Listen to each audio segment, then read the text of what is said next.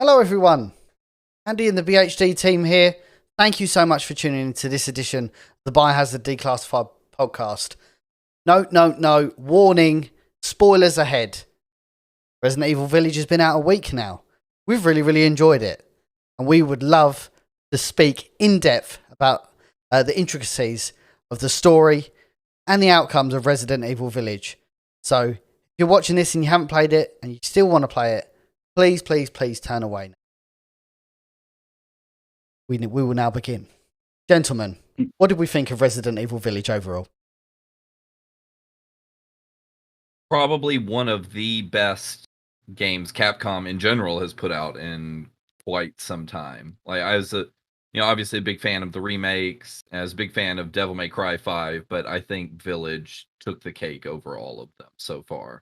At least as far as RE Engine games go, a almost perfect game, 9.5 out of 10 for me.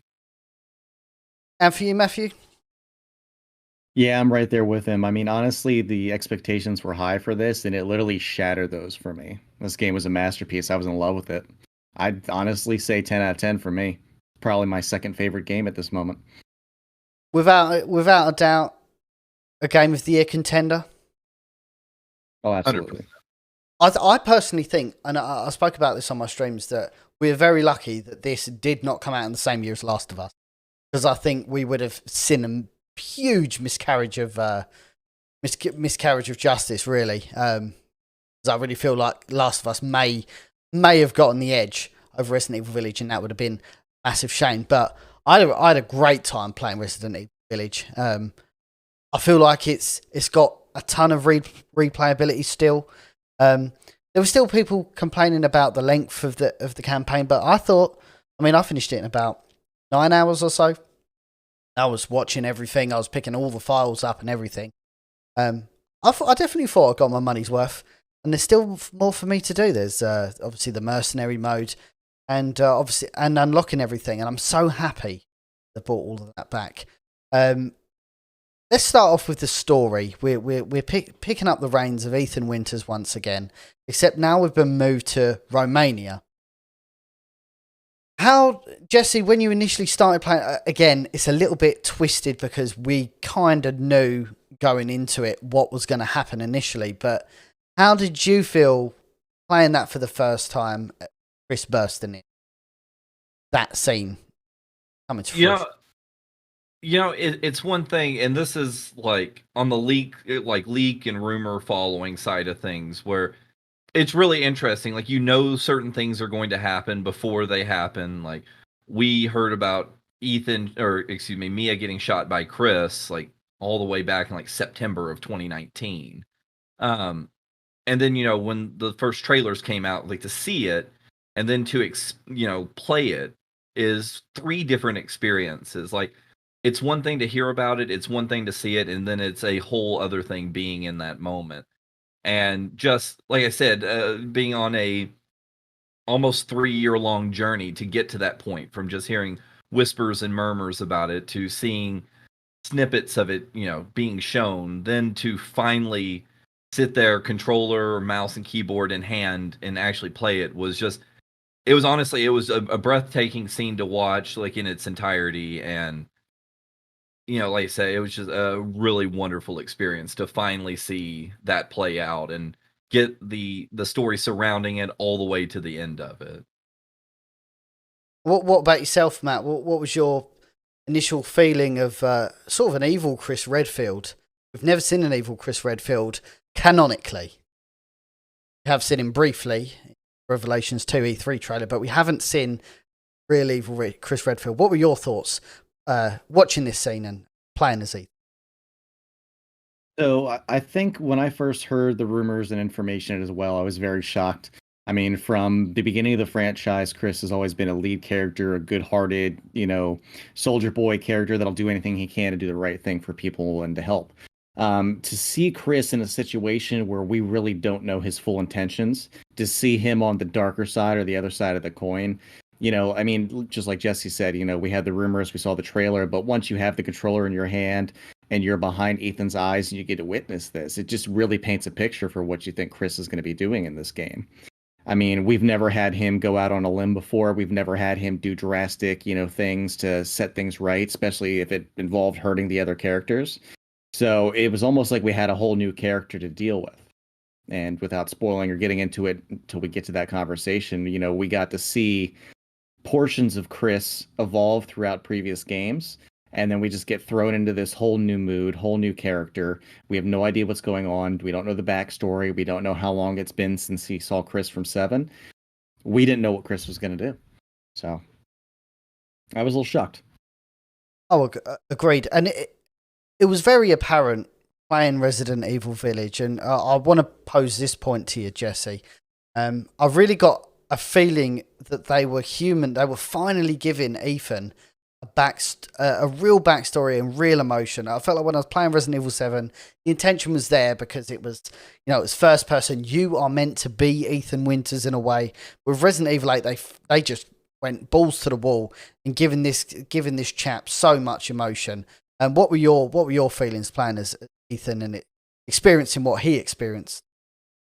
So yeah, there's a huge dynamic change between Ethan of 7 and Ethan of Village. Like obviously 7, the intention was more to put you in the situation, so they kind of dehumanized Ethan to allow the player to kind of role play that experience. But then when Village comes along, you've got this weird scenario where I think the core idea of you as the player still being the experience while also dealing with a more humanized Ethan, I think made for a really interesting dynamic, because a lot of times, like while I was playing it, I had the same kind of emotional reactions as Ethan did as the character.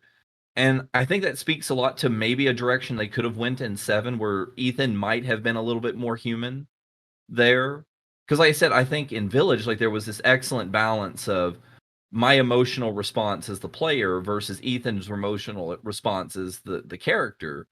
And they lined up almost perfectly the entire game. So, I don't know if maybe Capcom was scared that giving Ethan more humanity in 7 would have kind of drowned out that player experience. But I think with this, like Capcom proved that they can both make the character or the player feel like the character while also giving the character its own personality.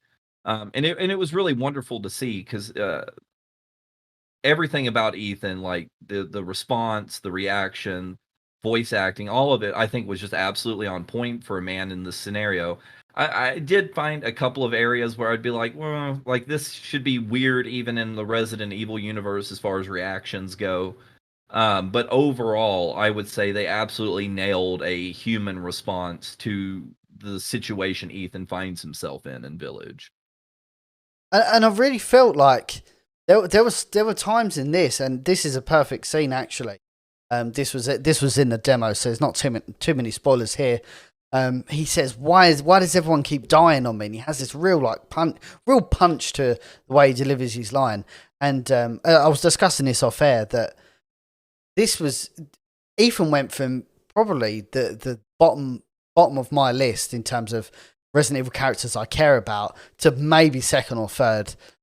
He super jumped up in my estimations. I had so much fun playing as Ethan Winters, experiencing it from his eyes and watching his story play out.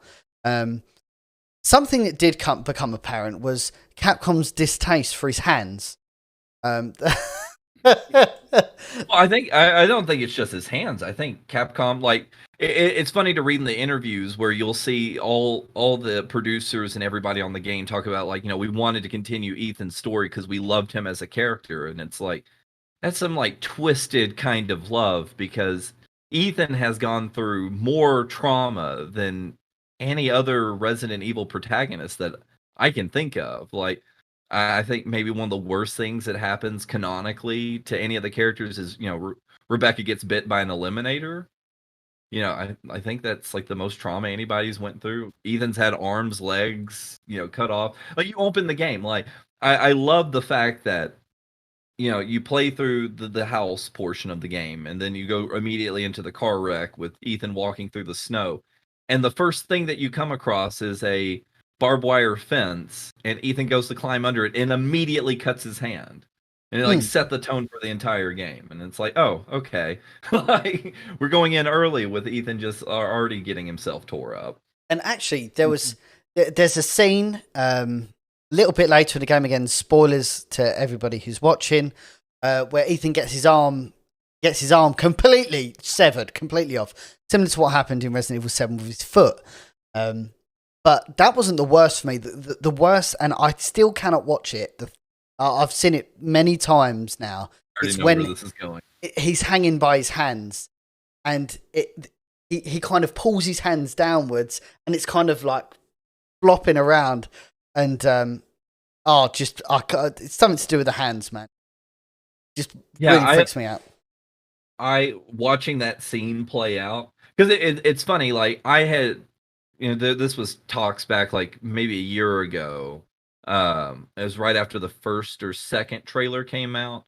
I noticed when we were going through stills of that scene that there was like hooks and stuff. Like because I think I brought it up on Twitter because a lot of people hadn't noticed it, but around the chandelier there was hooks, and I was like, okay, using that as one thing, and then seeing like Ethan kind of looking down at Lady Dimitrescu and her daughters. Like I had already kind of figured that at some point Ethan was going to get like strung up. But then actually seeing it, like I can't watch that scene. Like I literally look away from my monitor when he's ripping his hands off the hooks because I can't. Like I can put up with a lot of things like gore wise, but something about just getting the skin like right through here ripped off, because like as soon as that happened, I literally looked down at my hand and I was like, can you even use your hands? Like if they get ripped that bad, like I don't know if I could have just been able to walk. Like I'd have cashed out right there. Like I might have been able to keep going after the hook in the leg, or maybe getting my part of my hand bit off. Because I mean, yeah, like right before that, he gets 2 of his fingers bitten right off by a lichen. And I'm like, maybe I could put up with that. But the second I got strung up with by my hands, like Jesus Christ style, I'd have cashed out. I'd be like, you know what? It's not worth it at this point. Oh no, it was horrific, and I did not want to be a part of that. But that's what's the beauty about this art, is that it can put you on edge, it can make you scared, it can make you happy, it can make you sad, but it can also make you silly, squeamish. It actually took me back to the Resident Evil 7, the Japanese DLC, where instead of chopping the fingers off, there was some sort of weird rule in Japan where they don't like it, where the fingers are severed, but it's perfectly okay to bend them all the way back. That's perfectly fine. Yeah. No, to me, that was the more like the Japanese version of RE7, the 21 DLC, like is more gruesome than the American version of it, where the fingers are actually cut off. Like, because I'm thinking, like, again, like it's thinking about it from a personal perspective. Like, yes, like would getting a finger cut off suck? Like, yeah, absolutely.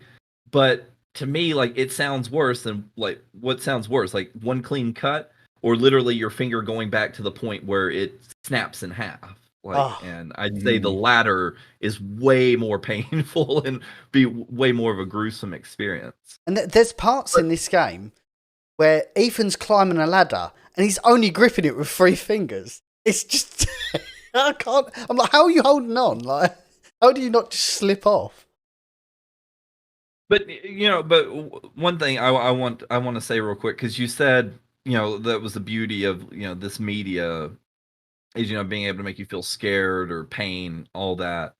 I want to just go ahead from the get-go call Capcom out on their bullshit from the interviews that came out to IGN right before Village release, where they're like, oh yeah, in response to fan feedback from 7, we toned down the scare factor from 7. Yeah, toned down. Where? Like, absolutely, like Village obviously has some more action and like high points in it than 7 does, obviously. But the fear parts of Village blow everything in 7 out of the water. Like 100%. No, yeah, I'll 100% be inclined to. I don't know why. Maybe they was, trying to be a bit saucy and pretend that it wasn't scary when in reality it was. In terms of moving on to, let's talk about some of the antagonists of the game. Start off with Dimitrescu and the Dimitrescu Castle. Matt, what was your initial thoughts going into Dimitrescu Castle? Obviously, we experienced this in the demo, and it was fully fleshed out here. Speak to us about Dimitrescu and the daughters. So, to start off, at first, I think for every one of the four lords that we had, their sections were absolutely wonderful and distinguishable from each other. We knew with Lady D and the daughters that we were going to be in that kind of Spencer classic Victorian, Romanian kind of village. And the enemies as well as the scenery plays a real big part in it. I think that section for me specifically had the most nostalgia when it came to classic games. There's a few parts in the game that really give you those four vibes, and this is definitely one of them. And with Lady D specifically and the daughters, we got a good dynamic of like how things worked in the village. We got an understanding of what the castle was for, the reasons for the winery, like the creatures you find in the underground locations. The one thing I will say is I was very interested in that Lady D was marketed so much, but that was our first boss that we actually got to get involved with before we got to the rest of the game. Because I feel like she could have had a little bit more time on screen. I feel like there's a little bit more they could have done, but for what we got, it was good. I mean, we got to see, the battles from each of the sisters. We got to see her emotions on what's going on, not only with losing her daughters, but speaking to Miranda as well. Her encounters with Ethan, all up to the final boss fight. It was fantastic. It was good. Mm-hmm.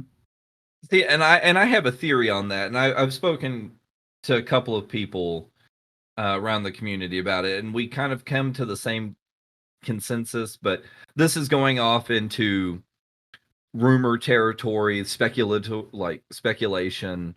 I think the reason why Lady D was so hyped up in marketing is I don't think Miranda was always the central point of the game. I think Miranda as the main villain came very late in the game's development, like even within the past year. Because we do know from the Ragnar hack that there was a lot of changes to Village around June of last year.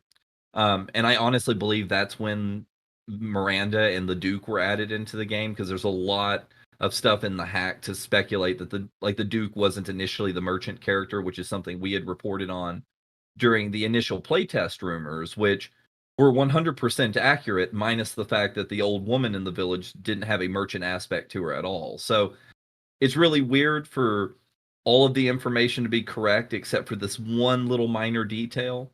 So I fall under the category that Miranda and the Duke were added very late game, Lady D being the primary villain for the majority of the game's development. But once Miranda was added, Capcom had already built their marketing program around Lady D being the central character in the story. And by that point, the internet had already fallen in love with her, and I think Capcom spent a huge budget on having Lady D marketed as the primary antagonist. So when they added Miranda, they're just like, oh, well, we got a good thing going. We've already spent a lot of money. We're just going to continue down that path.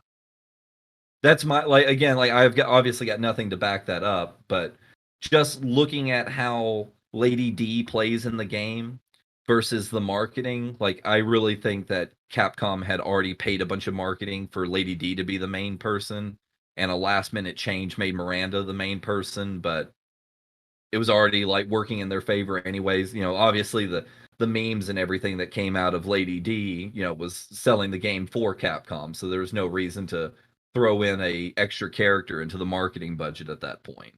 Mm-hmm. Yeah, and I really feel like, and this game has very, very few cons, but it does have cons because nothing's perfect. One of the cons that I felt when I was playing is I never felt like again, Dimitrescu was bigged up as, the boss of all bosses, even at one point called the female tyrant, which to that element I'd say kind of lives up to it. She is pretty much invulnerable until her final form. I just felt like she wasn't a threat at any point. Okay, yeah, I got my hand cut off and I had to run away from her for a little while. I just felt like when she was stalking me, when I played Resident Evil 2 with the Mr. X, felt like he was a constant threat. I hated going to pick up the old Jack from downstairs in that little room because you'd have to walk through the liquors, and then you got Mr. X following you. But I felt like Dimitrescu was really passable. I easily passed with no issues. I think the big issue there with Lady D is, for one, we've already had this type of enemy 4 games in a row now. We had Jack in 7. We had Mr. X in Resident Evil 2 Remake. We had Nemesis in Resident Evil 3 Remake. Now we're going to Resident Evil Resident Evil Village with Lady D as this new stalker character. So we're already used to the mechanic by now. Like, the strategies that you would use to avoid either 3 of those is the same strategies you would use to avoid Lady D. And then with the castle dynamic itself, like, all of the enemies are either, outside on the roof or downstairs in the basement. So when you're traversing the, 2 or 3 main floors of the castle, your only enemies are Lady D and 2 of the daughters at that point, because you finished the one daughter off fairly quickly. So I think lack of enemies and the fact that we've already faced this villain, this type of villain 3 times in a row, kind of spoiled it a little bit. Like, I don't know if Capcom could have done anything else to make Lady D a little bit more unique. I think, she was well executed. I think we just seen it too much already. Yeah, and I think maybe to that end, we already kind of subconsciously found ways of overcoming enemies like that. Mm-hmm. Matt, what was your thoughts? I'd agree with you, because don't get me wrong, I enjoyed her presence. I enjoyed the atmosphere. I mean, she had a lot of good lines. Everything that she did, really helped push the story on. But I mean, like, even if you're playing on the harder difficulties, it didn't feel like up until the final set boss fight that she was much more of a threat. I mean, she was basically scenery at that point. So I definitely get where you're coming from there. And yeah, you're right. We've been used to, like, the Tyrant, Mr. X, Jack. But even in this one specifically, I mean, other than the fact that you can't really down or damage her was the only really big difference compared to the other ones. You could down them to the point that if they took enough damage, they were out permanently for, 5, 10, 15 seconds. In this, she was a little bit slower. She wasn't much more of a threat, but you could unload on her and she'd just keep coming. So it was basically just keeping you moving through the game, getting your puzzles done, collecting the masks. She was just made to be more of a presence than an actual boss at that time. And then once you get to the very end, and don't get me wrong, I did enjoy her final boss fight. I thought it was new for Resident Evil. I thought it was exciting. I thought the mutation was really cool as well. But just kind of like a little bit of a tease up until then. Yeah, no, I get that. And like I said, I think the only time I felt legitimately concerned about Lady D's presence was the part in the cellar where she cuts Ethan's hand off, where you have to change the levers, or you have to pull the levers. Especially in Village of Shadows difficulty, because she one hit, puts you into like the blinking red caution with a hand swipe, and I got hit immediately, so I was running at like half speed, and the screen gets all blurry and stuff. So yeah, I think that was like Shadows, definitely. Because they throw the standard enemies in there as well to make it even more difficult. Yeah, so that's the thing. Like, she wasn't really a threat until the hardest difficulty, but I know most even myself, like, as a casual gamer, like, usually I don't play on the highest difficulties. I was doing this more of just as a challenge, to myself. And yeah, I think that was like, you have to play it in the highest difficulty to actually make her a threat. And then again, she's only a threat in certain areas. I felt that about the Nemesis as well. Like, when I played Nemesis on normal mode and even hardcore mode, it wasn't really a problem. And then, like, the nightmare mode hit you. Like, holy shit, this guy does... Oh, sorry, Inferno. Like, holy shit, like, all of a sudden he's a real credible threat. It can really cause you some problems. Yeah. And too, like, with the... with the daughter mechanic, and this was actually interesting because the second time I played through the game, I don't know if either one of y'all saw it on any of your playthroughs, but you can actually get a scene with Lady D and Cassandra in the main room. Yep. Like, I didn't experience that in my first playthrough, and I've actually only I've played through 6 times now, and I've only actually seen it in one playthrough. Like, I don't know what the pathing is to get it, but there was actually a really cool scene between Lady D and I think it was either Cassandra or Daniela, which where It they talk can't. to I each think it was Cassandra because once you've done the first two bosses, if you come back down through the elevator, you take a right to go through that unlocked door to the main hall. If you don't go all the way through, Lady D is standing up on the balcony and she's talking down to the daughter. So I think it's just set after the second, as soon as you come off the rooftop. Yeah, see, I watched that scene and then like Big Dumb like walked into the middle because that was on my Village of Shadows playthrough, and I got absolutely wrecked in the main hall. Like the one place I was like, oh, this is like the easiest place to do, and yeah, no, like because Lady D ran down the stairs and Cassandra was right there as well, so that was that was not fun. So, moving on to the second house of Resident Evil Village, or house of, was it called the second Lords? I can't remember. Four Lords. Well, Yes. I think actually, before we move on to that, we have to discuss the kind of plot point between the two houses. Like once you defeat Lady D, you go to walk out and you pick up the dirty flask. Yes. And yes. Yeah, you're like, okay, like like I saw it and I was like, okay, whatever. And you take it to the Duke and he's like, oh yeah, that's Rose. Like she's been split into 4 portions, and it didn't hit me my first playthrough. Like it honestly didn't. Like I was thinking, okay, this is like, even though like Ethan took it literally, like my brain didn't process it as literal. Like I was like, okay, this is like some weird like figurative like like, oh, like this is like the essence of Rose or something. And then on my second playthrough when I watched that scene again, I was like, oh yeah, it's Rose. And I'm like, oh wait, that's Rose into like 4 different pieces. Like they cut little baby up and put her into 4 vials. Yeah, the first time you play through, your mind just wants to process it as though, like, okay, well, I need these 4 pieces to get to the final boss. Sure, no big deal. But then actually, you start listening to the actual plot between Duke and him, and just realizing that Ethan's carrying around parts of his daughter, and it's just like, oh, okay, well, I get where they're going with this now. All right. So, and let's not forget the absolutely beautiful irony of Ethan killing 3 of Dimitrescu's daughters. And then going, I just want to find my daughter. And it's like, hang on a minute. You just took 3 of mine. What are you doing?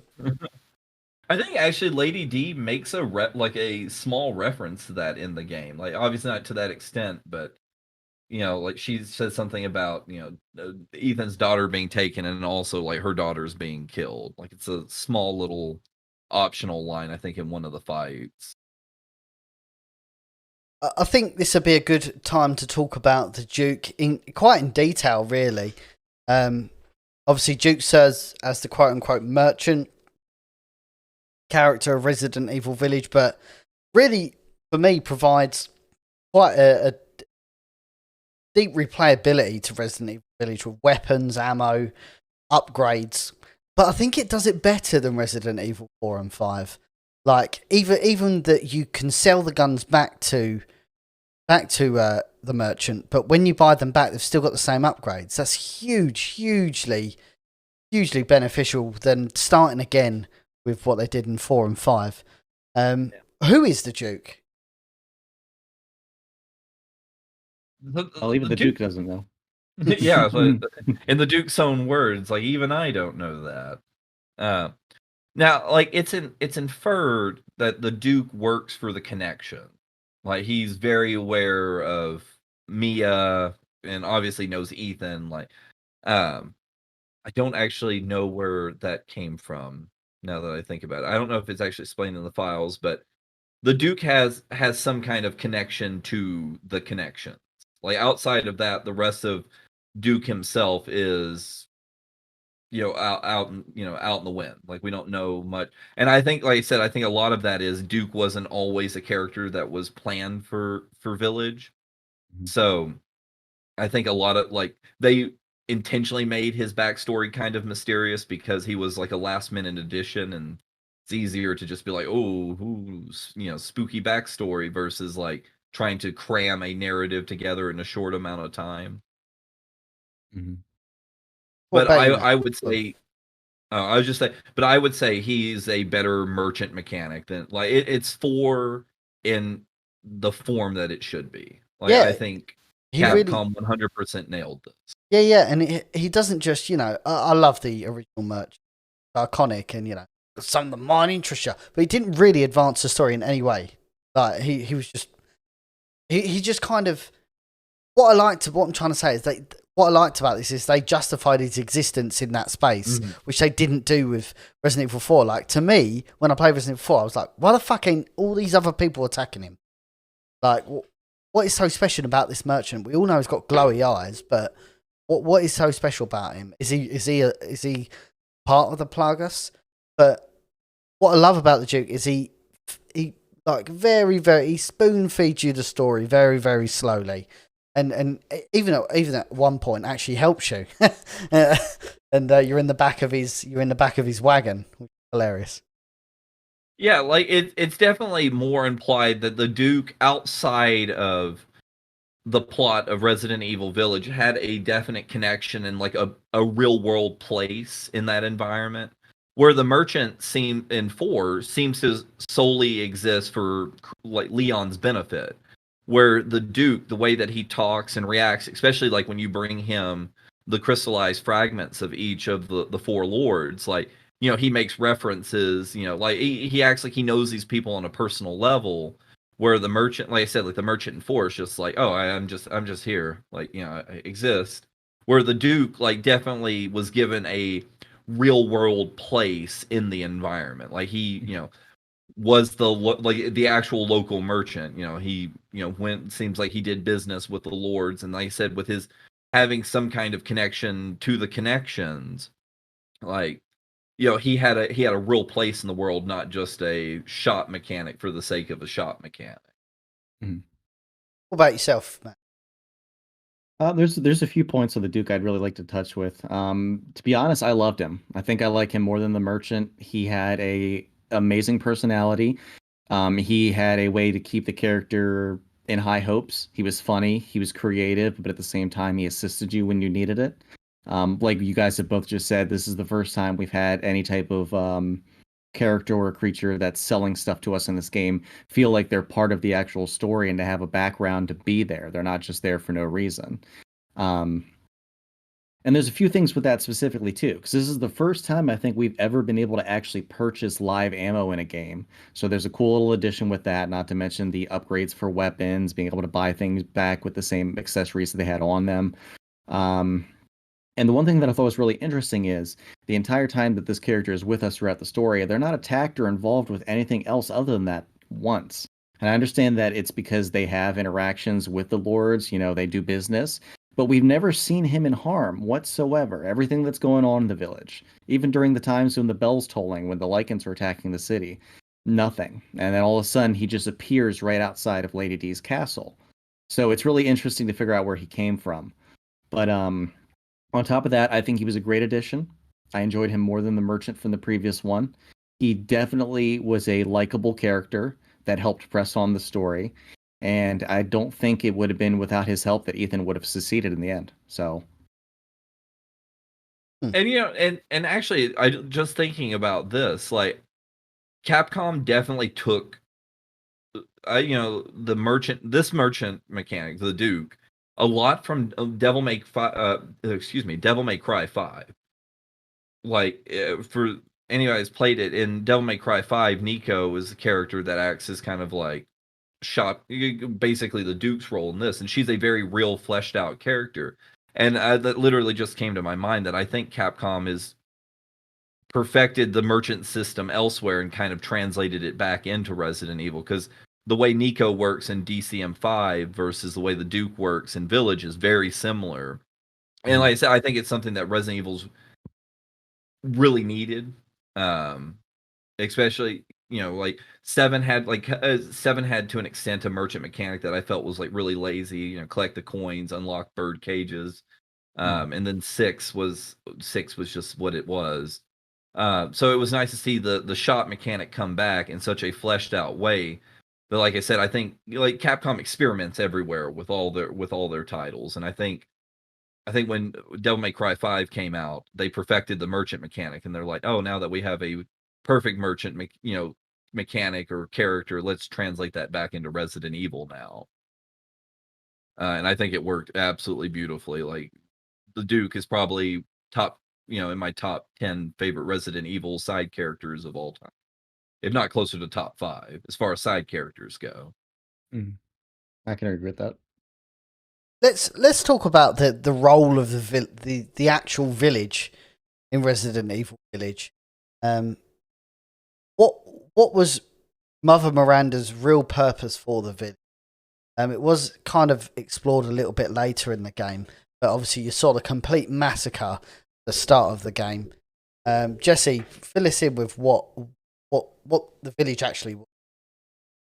So, like, the village has obviously been around a lot longer than Miranda, but throughout the game, you find out that Miranda's been around for almost 100 years or so, and like it's the mold originates from the village, and Miranda's figured out how to manipulate the mold to basically give her eternal life and to be able to control things using. And she's basically, for the past, several decades been using the village as like a testing grounds for ways to bring back her daughter, which is the main plot point of Miranda, like kidnapping Rose.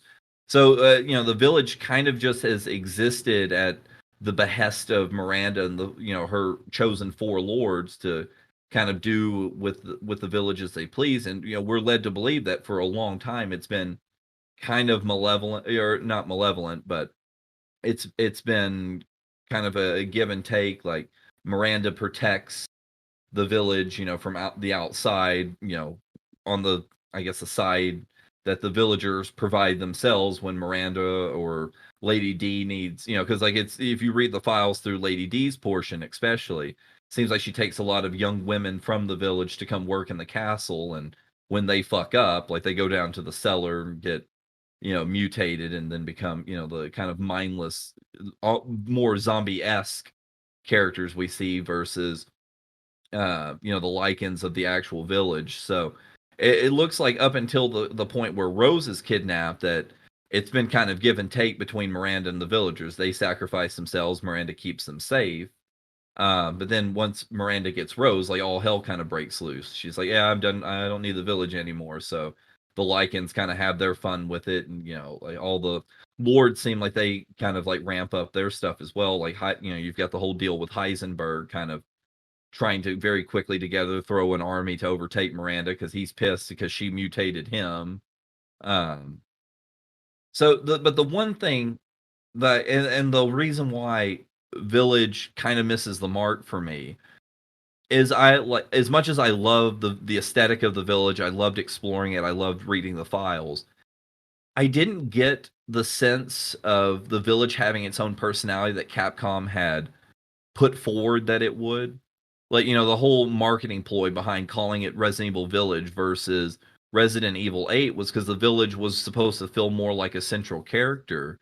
And I felt like they went that direction, but I never got the sense that the village itself was a character. Like, I think there was a lot of missed marks or maybe cut content that would have made the village feel a little bit more alive. Because, that was like literally one of the things they said was the village would, feel alive.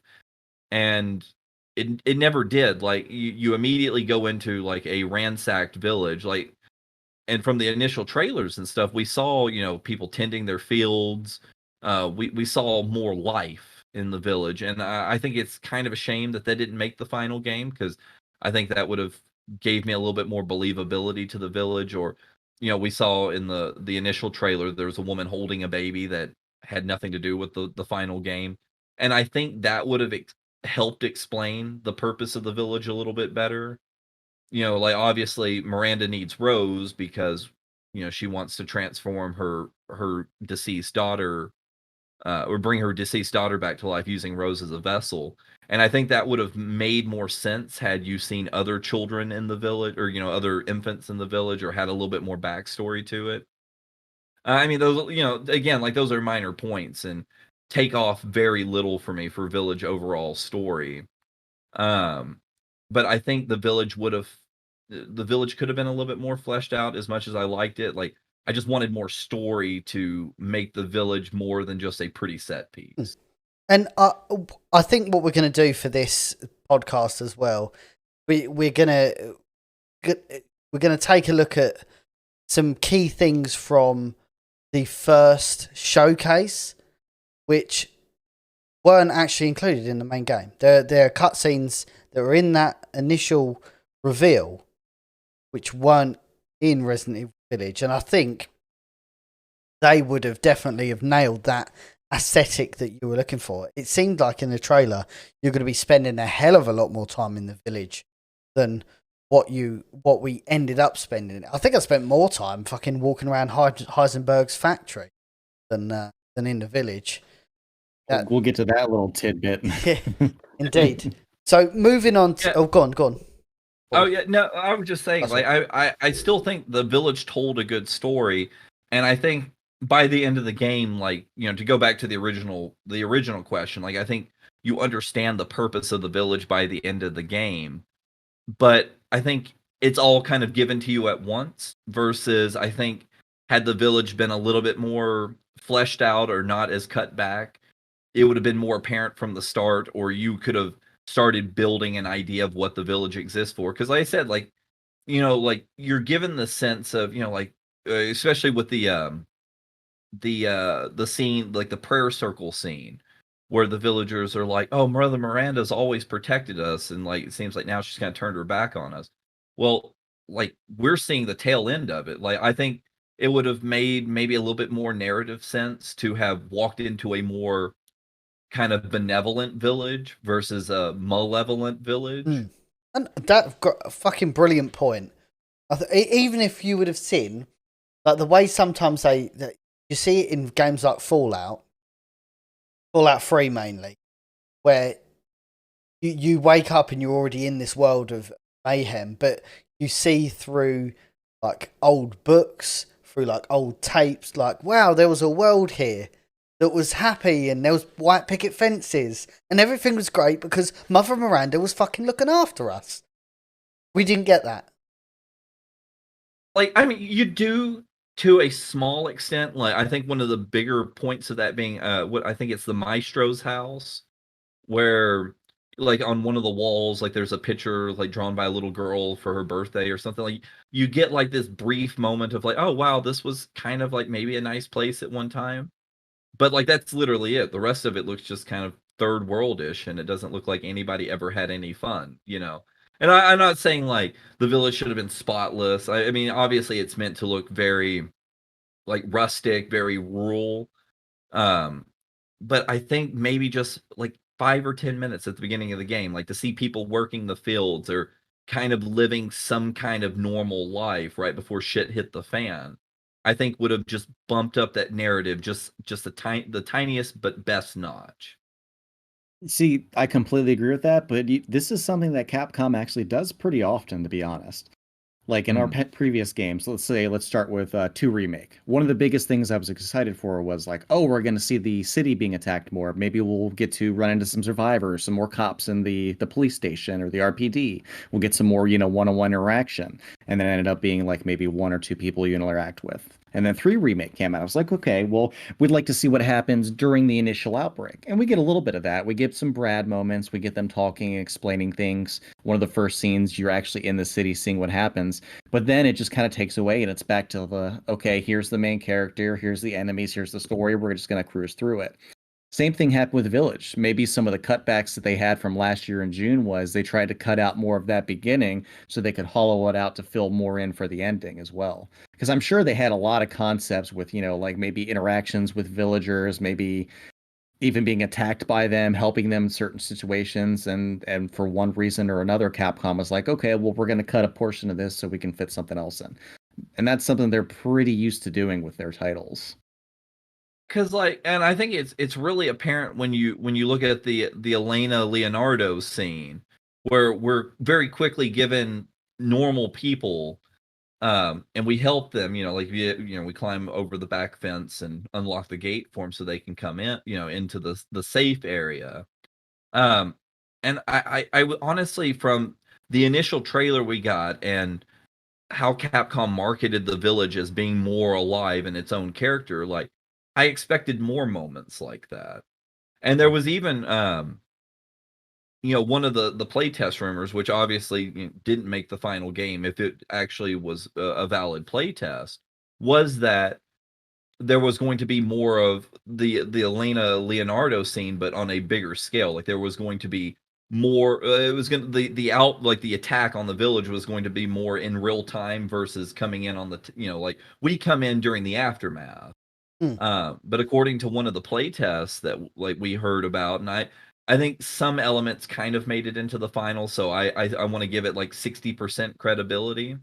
But it was very clear in that playtest, like there would be a lot of survivors trying to run to Louise's house and going through that field area, like where the lichens are kind of stalking the tall grass, all Jurassic Park, Lost World style. That you would be trying to run with the other survivors to Louise's house, and you were going to be seeing people get picked off by the lichens. And obviously we didn't see that in the final game, but I think again, like it would have been that one extra little element that might have added just a little bit more to the storytelling of how the village was somewhat peaceful versus like now we see it in its just completely destroyed state. Like I wanted that little bit of Resident Evil 3 remakes intro in there, just the just a sliver of it. But you did the problem is it's not like these were conceptual ideas. Like these did exist at some point. Like if you watch the original playtest, there's a scene where literally Leonardo's staring out of a field, and there's all these like crows flying towards him, if I'm not mistaken. Yep. Where is that in the main game? And there's a scene with Elena, and she's got a fucking torch in her hand. Where is that in the main game? So there were scenes that were inevitably cut, and at some point in the near future, I really want to go through the concept art and go through the showcase to see what actually was omitted from the final release of Resident Evil. Yeah, that's a huge project that's already somewhat under works, and it's a really interesting thing to read through these play tests and watch some of the older trailers and see what kind of fit together then but didn't make the final game, and all the these different ideas. So there's a lot to dissect there. And even the concept art, like reading some of the little comments, because I did love that in the Resident Evil Village concept art, they have like these like little developer notes that are attached with them that kind of soft confirm some things that we heard about way back when that we didn't see in the final game. But actually, I think just one of them being the biggest for me is Moreau's section. Like we had heard that Moreau's section was going to be more fleshed out, have its own enemy style, enemy types and stuff there, which obviously we didn't see in the final game. But in some of the Ethan Trauma pack files and the concept art, like Capcom actually says, like, yeah, we actually had a bigger design plan for Moreau's section with a lot more unique things, but it became too ambitious for the budget that we had. So some of it, ended up getting cut, and we got the Moreau that we got. So, obviously doesn't prove that the rumors we heard were true, but definitely lend great credibility to the fact that at one time a more expansive area existed in the game that ended up getting cut down for the final. And I think the opening scenes we see from that initial trailer is also further proof of that. Like we see all these scenes that didn't make the final game, but you kind of see the remnants of what could have been. Yeah, no, I don't think that's an unreasonable point. I think you're bang on the money there. But it is, again, it feels like we're being super critical here.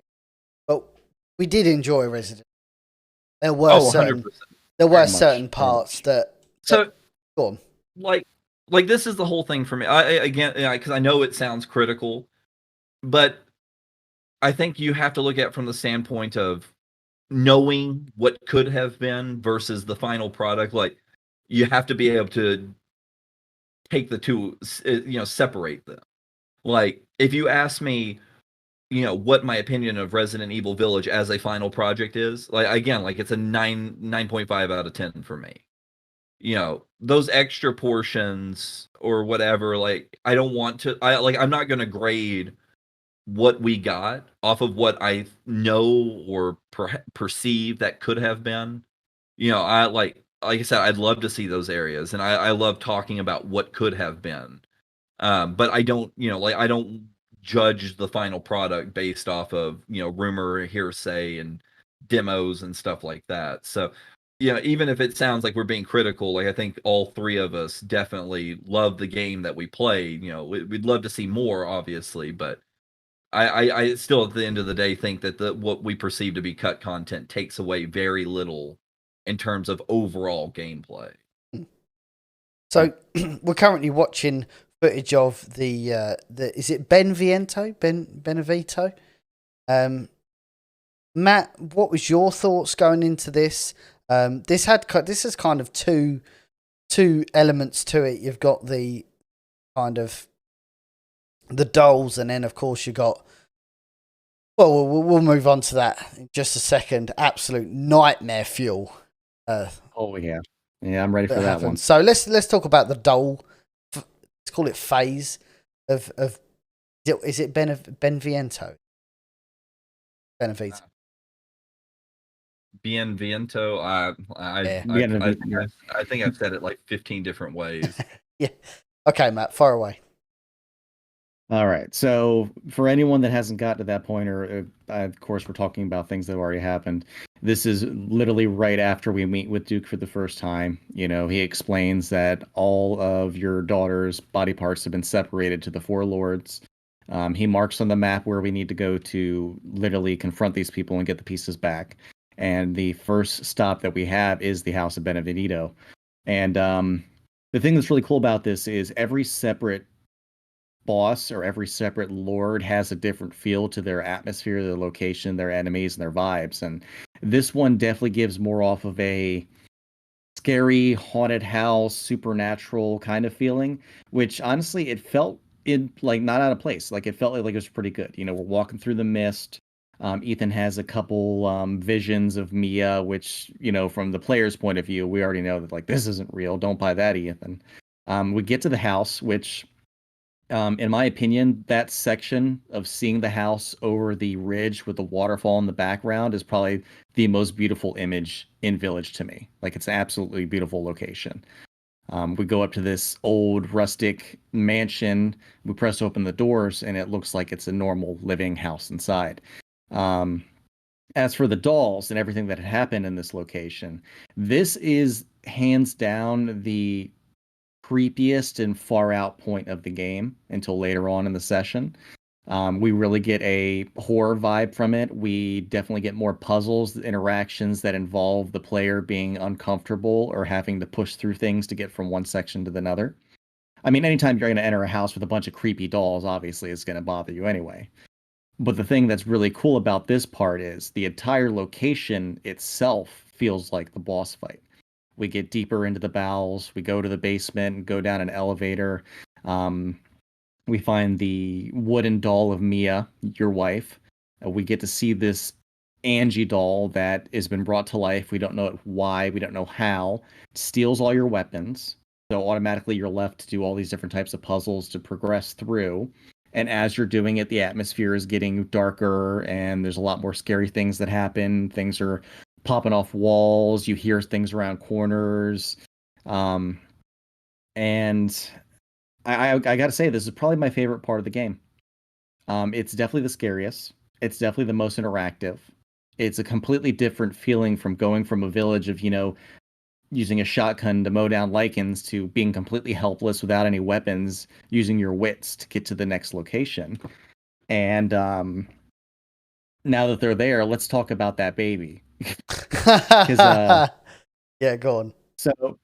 So I knew little bits and pieces up to that part. I didn't know what it was. I didn't know exactly what it completely looked like. So this was release morning that I was on with you. We finished some of the puzzles. We were going down the long, like dark corridor, and there's blood dripping from one corner to the next. And we get to the main hall where the elevator is, and this thing stretches around the corner. It gets close enough to the face that you can see it's a giant mutated baby, which is absolutely terrifying to any person. I don't care who you are. That's creepy as hell. And this thing starts chasing you down the corridor. You've got no weapons. You have no idea what to do. It's terrifying. It's saying mama, mama, papas, stuff like that in the background. It's chasing you, following you around. And you have to literally work around the puzzles and the creature to get everything done. You feel helpless. You're terrified. It's creepy. And I know a lot of places right now are speculating it might be one of the creepiest parts of Resident Evil game that's ever been, made, which I agree with. But that's why I liked this location so much. Because even if it had a little bit more of a supernatural element to it, and you think more along the lines of 7, it was absolutely terrifying. The player was not ready for it. They were not expecting this. And I think the way it ended was perfect. So. And I definitely got some PT vibes from this. Like, again, PT is one of those games which kind of almost has become an urban legend that this really felt like a little bit of a spiritual successor to PT. But fuck me, that was unreal. That was really, really tense. Jesse, what were your thoughts when you saw big slimy baby? So it was nice to see what like the baby from PT's been doing in the years since. It's nice to see, it's nice to see him all grown up.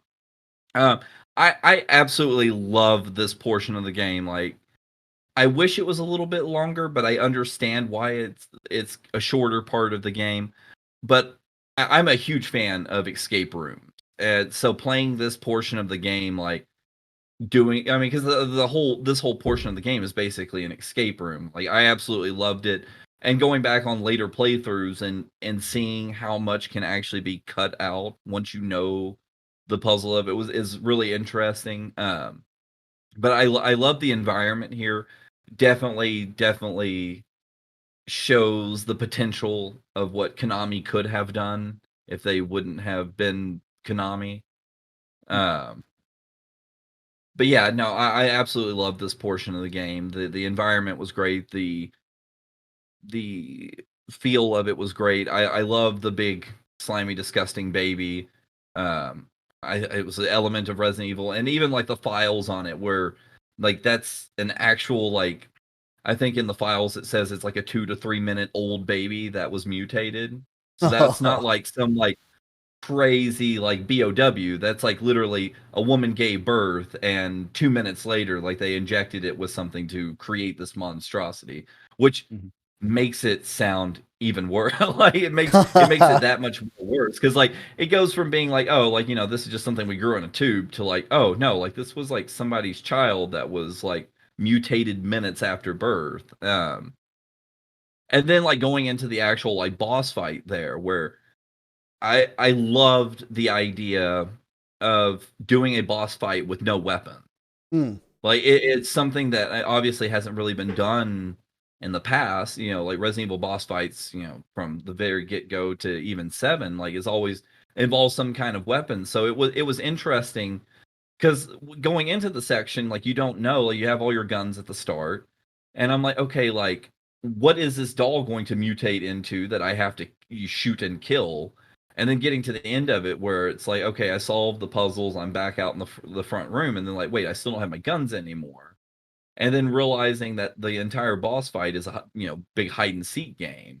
I thought it was a really interesting style, definitely different than anything Resident Evil's done, and definitely different than all the other boss fights in Village itself.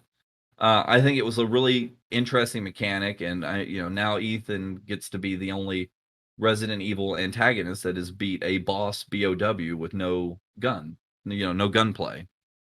And let me see if I can get the sound actually.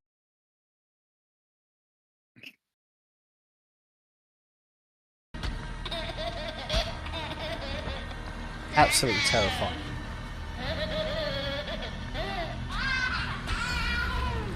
I don't miss that at all. Yeah, no.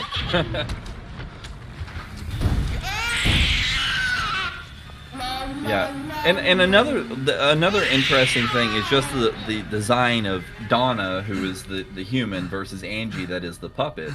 Is Donna is in mourning clothes. She's dressed like she's going to a funeral, where Angie is in a bridal gown. I thought that was a really subtle kind of life and death, kind of dynamic there that I thought was really like one of those really interesting subtle things. I don't think it really adds anything to the overall story, but I thought it was a neat little kind of just throw in kind of deal. Yeah. Just to slightly add on that, it honestly, it's one of the few lords or characters in this game that, even though you went through a traumatic thing to get to this boss fight and they have your daughter, that you end up feeling bad for the person. Like, this is one of the few games that literally, once you've beaten a boss, once you find out their backstory and actually have seen what's happened to them, like, you really do feel that type of emotion. So it's really good that they brought that out in Ethan's game, because it was just overall, it feels so. That's not an unreasonable point. So moving... go on. Oh, and I was going to say, moving on to Moreau, who is probably the most pathetic boss in Resident Evil history, minus maybe Irving from 5. Like, it was pitched. I swear it was pitched. It was going to be, this is the next gen Del Lago, or Del Lago, however you say it, from Resident Evil 4. You're going to be fighting on a boat, and there were elements you were on a boat, but yeah, this wasn't anything like that. You're definitely given, like, the environment gives off the vibe. Like, there are moments where, like, he's jumping around in the water, and you're on the boat. Like, well, those are basically scripted scenes. Like, it definitely, you get that feel that you're about to go into an RE4 style Del Lago fight, and then you realize that, no, this is just a normal run and gun boss fight. It just has a couple of extra elements to it. So I was kind of let down a little bit by that. Like, his boss fight overall wasn't bad. I did like his, like, kind of like acid rain mechanic that he could do. I thought that was really interesting. But overall, it's just, drain the swamp, fight him in a pit, call it a day. Yeah. But it's funny because, like, in his more humanoid form, like, you almost feel kind of bad for him the whole time, because, like, he's just put out as, like, such a pathetic character the whole time. Just a loser, like, just a pure loser. Like, even from the very get-go, where Ethan wakes up after being captured by Heisenberg for the first time, like, you see, like, when you wake up and the Angie puppets in front of you, and, like, Moreau's to the side of her, and she basically, like, shoos him out of the way, and he, like, cowers and stuff over a puppet. Like, he's just a huge loser the whole time. And, like, and then obviously he got the worst draw from the genetic lottery, with his mutation, where everybody else, like Eisenberg probably being the most humanoid in appearance, Lady D being a close second because she's looks normal, she's just really tall. And then Donna having a messed up face, which is covered by her, her veil. And then Moreau at the very bottom of the pack with being, mutated, hunchbacked and like very amphibian style face. But yeah, and then, like, hearing him go like, "Oh, Mother Miranda, I'll do better next time," and, like, just such a miserable, like, pathetic character, and, like, to the extent, like I said, like, you kind of want to feel bad for him, but at the same time, like, you kind of don't. know. Yeah, he's chasing you through the one section. He dives, and at this point, he does mutate when he's in the water, but he's chasing you through the one location where you have to climb up onto 2 of the pillars, and he's swimming through it. He's like, "I'm the best!" Like, he's cheering himself on. He's super excited about himself. He's like, "Mother Miranda, watch me! I can do this!" And then 2 seconds later, he's back into depression mode, just talking shit on himself. Like, like, don't get me wrong, I liked him as a character. You're meant to feel bad for him. You're meant to put him at the bottom tier, but at the same time, he's fucking goofy and hilarious, and it's fun. Yeah, it's definitely fun. But speaking of, or go, like, what's your impressions of the Hunchback of Moreau? I don't know. I don't think that whole boss battle did a lot for me. One thing I did love, and you touched on it, whole acid effect, because you could, and the one thing that's prevalent in Village is whenever Ethan was hit, he had, like, effects on him. Like, when he got bit, say when you got bit by a lichen, on your other hand, it actually stayed on your hand for a little while. This was explored in Resident Evil 2 and 3 remake a little bit, but you got to see like cosmetic damage to Ethan, and it was especially highlighted when you were fighting Moro and he did the acid attack. And like Ethan was all fucking burnt to a crisp, and like you had to put the first aid med on him. But I mean, it's a pretty easy boss fight. Didn't really have any real issues. Yeah, tanky, but that was it. Hmm. The design was cool. I'll admit, seeing the like classic like giant eyeballs looking at you in the RE engine on this game was pretty impressive. I think his mutated design looked pretty cool, and honestly, it was very similar to Irving's in 5, where his partial body was inside the giant BOW carcass. So I guess that was a little bit of a callback too, but just your standard run of the mill shoot at and wait till it dies, you know. So moving swiftly on to our boy Heisenberg and his Cyberpunk Factory, which, oh my god, I got total, like, even though that's an absolute labyrinth to get around, total Oddworld vibes from that. I loved it so much. I loved it. I'll see if I can get some info up here and talk about it, Jesse. I absolutely loved Heisenberg as a character, and it was interesting because it didn't really, some of Capcom's like the official Resident Evil Village website, when they released some of his art, they specifically called out, like, you know, is he friend or foe? Like that was like one of the captions on an art piece of his, and at the time didn't really make much sense because, you know, before the context of some of the late stuff that came out from IGN right before the game's release, like we were given no inclination that like Heisenberg in the trailer was going to be any kind of boss character. You know, there was speculation he was a merchant. There was speculation he was Daniel from Resistance. There was all this speculation, but to me, like the thought never even really crossed my mind about him being one of you know, like technically one of the last bosses to fight in the game. And even the game kind of throws you for that for a little bit, because Heisenberg has this whole thing of he's like, you know, he basically gives you the flask that he's holding on to, and you know, he's slyly hinting at like Ethan and him partnering up to take down Miranda. And even when you go to his factory, like when you first enter in and he, you know, he's talking with you, he's like, you know, this isn't a trap, like, you know, I want to work together with you to take down Miranda. And you're kind of like, oh, well, this is an interesting twist to a RE boss. And then he's like, yeah, he's like, I know you want your daughter, but like, you know, screw your daughter. Like, I need to keep, you know, turn your daughter into a weapon. And Ethan's like, well, no, like, fuck that. Like, we're going to take down Miranda. We're going to find another way to do it. And Heisenberg, you know, being on kind of one track mind is like, no, this is the way that we're going to do it because it's the way that I want to do it. So, you know, it was really interesting to see almost a partnership between a main villain and the protagonist, up until the point where it's like, you know, Ethan makes it apparent that he's not going to work with Heisenberg the way that he wants him to.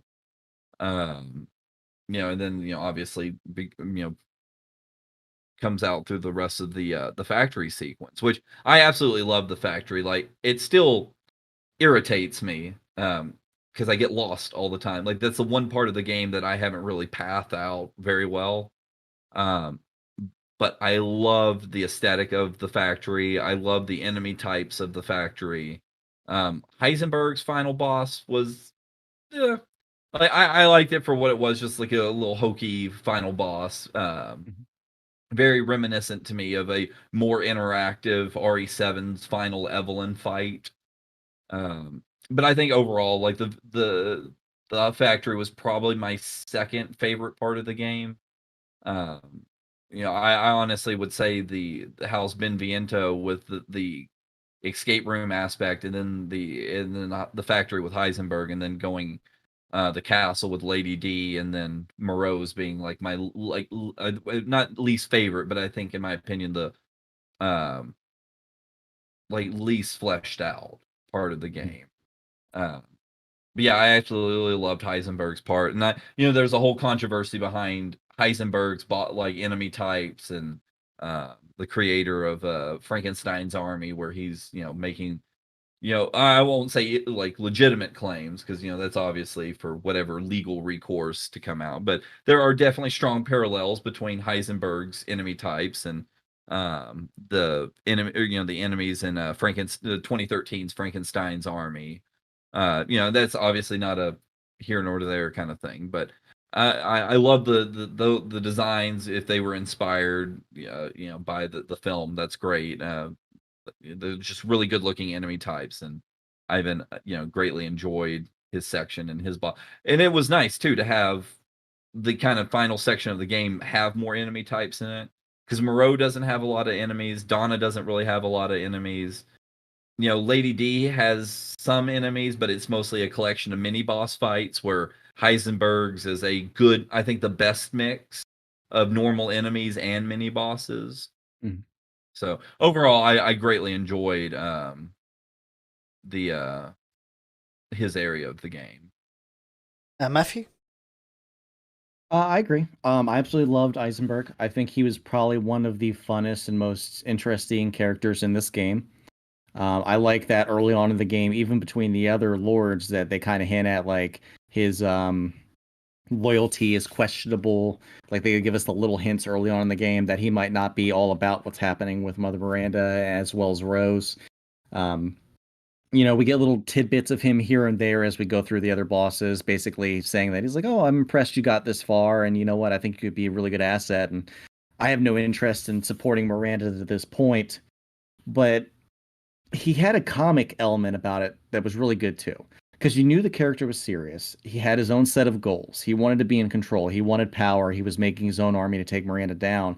But at the same time, his interactions with Ethan up to that part were just absolutely fantastic. Like Jesse said, it's the first time we've actually seen, I think, a villain want to interact with the main character to the point that they actually would support each other towards an ultimate goal. The whole Frankenstein's castle kind of thing, absolutely loved it. I think he was the right character for it too. The enemy types were fun. I liked the location. It was a labyrinth. It's what it was supposed to be. It's a big area. It takes some time, and backtracking can be difficult. And the boss fight was unique. I enjoyed it. It was fun. It's not what most people would have probably expected. Absolutely. I get that. But for what it was worth based off the character and what he was meant to be, I think it was a good conclusion to his part. And of course, we get one of the best one-liners in the game during that fight. Boulder punching asshole. Yeah, I completely forgot about that, actually. Just before you do fight with Heisenberg, you get this really interesting scene with Chris Redfield where he basically gives a bit of exposition about what is going on with Mia, with the village, with Mother Miranda. And I think this has been Chris's best portrayal since probably Resident Evil Remake, thinking about it. Yeah, I can agree with that. Absolutely. Yeah. He was, Chris was, it was interesting to, get the full backstory. Chris is kind of rogue, taking a team from the BSAA to kind of investigate Miranda on his own. So, at the end of the day, even though, you learn in hindsight that Chris's motives were still good guy motives and he wasn't, literally killing Ethan's wife. He still was a dark, you don't expect Chris to kind of go rogue like that. When we see Chris go on his own in 6, it's in the complete opposite direction where he just cuts himself off from that more militaristic lifestyle versus in Village, he goes, like I said, the complete opposite and goes into more of guerrilla warfare tactics at that point. Yeah. So it was really interesting to see Chris portrayed as that, and then to hear him and Ethan's interactions there. Which, that scene leads into, the Heisenberg boss fight. And then during the boss fight, Chris blows up Heisenberg's factory, which was really cool. Because I honestly would have wanted to see maybe a playable section of that as Chris, Chris kind of running through the factory, having to plant explosives or something. But no, but all in all, that scene between Chris and Ethan was really, really well done. Chris's betrayal here, both his appearance, and the voice acting later, the whole package was just absolutely phenomenal. Yeah, no, and again, we had an early suspicion. We only had 2 words to go off. Sorry, Ethan. And from when he said that, back of what last summer, I was like, man, that's Chef Shine. And our theories were confirmed. It is indeed Jeff Shine. They opted not to use Mr. Is it Vaughn? Yes, I can't remember what his first name is, but the character from Resident Evil 7, Redfield. And a little bit of a shout out to JJ from Residents of Evil, who actually says that this is the first game where Chris has a team and none of them are massacred. So huge props to Chris Redfield for not losing anyone in this mission. Yeah, no, it was actually interesting to see Chris keep a whole team alive this time.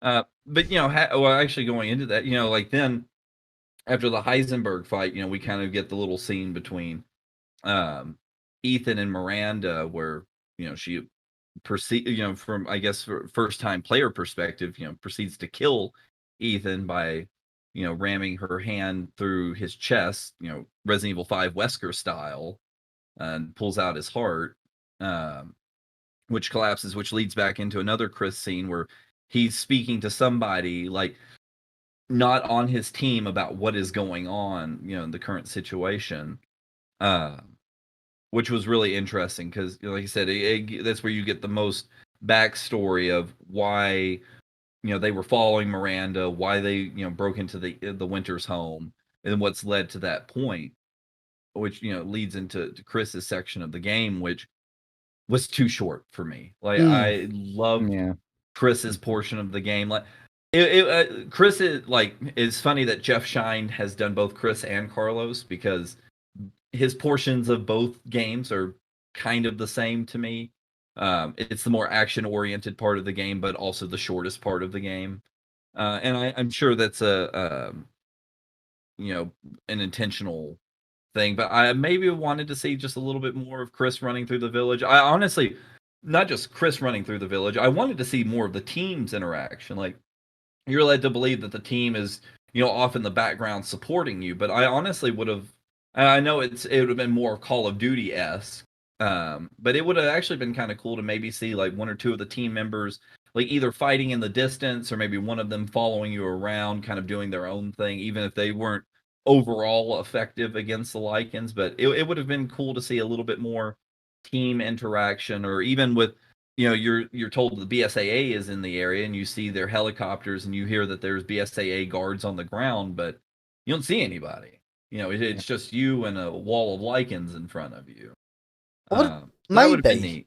Maybe like an introductory fight to Miranda, even if it was a brief like skirmish, like just something where Chris has kind of his own little boss fight. It just didn't. It's again similar to Carlos in RE3. I know Carlos has the whole like the cabin sequence from RE4, with the shutters. But yeah, he really didn't feel like he had it. Yeah, I mean, you kind of have that hold off sequence with the target designator, where you're fighting the waves in between recharges, and then I mean, Chris, the closest thing he has to a boss fight is fighting big armored hammer bro, like right before you get to the final Chris real Chris scene. But yeah, like I don't know, like I don't want the whole game to be a Chris section. I just maybe 20-30 more minutes of playtime as Chris, or maybe like a little bit more to do past the village, because once you leave that final like little mini boss, it's all on rails from there. Like, you walk down the path, you see the giant mutamycene spore where you plant the explosive, and then you walk a little bit further and you get to read some of the most interesting files of the game, which shows like that Spencer was involved with Miranda back in the day, like almost like a love interest kind of thing, but 2 evil mad scientists falling in love and then falling apart. But yeah, but like the rest of like I would say the last 15-20% of Chris's campaign's all on rails and cutscene. Hmm. Which I think is slightly unfortunate. Like I said, I don't want Resident Evil Call of Duty, but I think I could have easily stomached another 20 or 30 minutes of a Chris run through of the game. Yeah, no, agreed. It was certainly the more action element of the game. And again, this is where you had the biggest twist and something which I did not see coming at all. This hit me so far out of left field. It literally questioned my entire Resident Evil 7 playthrough. It made me go back and think, how does this make sense? Does this make sense? And again, fingers in your ears. Feel free to tune out right now if you don't want to hear it. But 3, 2, 1. Ethan was dead in Resident Evil 7 and actually is infected by the molded Resident Evil 8, which explains why his arm managed to be reattached. It's why when he ripped his hand on the hook, it healed back. That was huge. Oh my god, that took me on a massive. I don't know about you, Matt. What was you thinking when that line was blurted out by Mia? Oh yeah, like I mean, don't get me wrong. Like I had an idea that there was more than meets the eye to Ethan, especially with him being the protagonist for this game, and I knew there was going to be a connection with him and Rose, Mia, his daughter, what happened at the Baker house. But to know that he was dead upon arrival, that the entire time you were playing 7, you were a mold. And the absolute fact that, like, to learn it in that scene within seconds of him waking up, we get to see Evelyn again. That was big for me. Like, I was not expecting to see Evelyn. And she just pieced it together. He was dead, literally. Jack punched him, and his humanity was gone. And then we got to think, at some point with him getting out of the car and getting towards the actual mansion, that he was infected. At some point during that time, within the minutes that he was involved, before he was killed by Jack, he was infected by the mold. So that was a big shocker. Jesse, what just on that point about him being infected, I didn't pick up on that actually. What's your thoughts? So kind of the running theory, even before Village came out, was Ethan's ability to reattach limbs in 7 is never really fully explained. Like as far as like gameplay goes, like there's some like deeper lore, some hints and stuff you get. Like,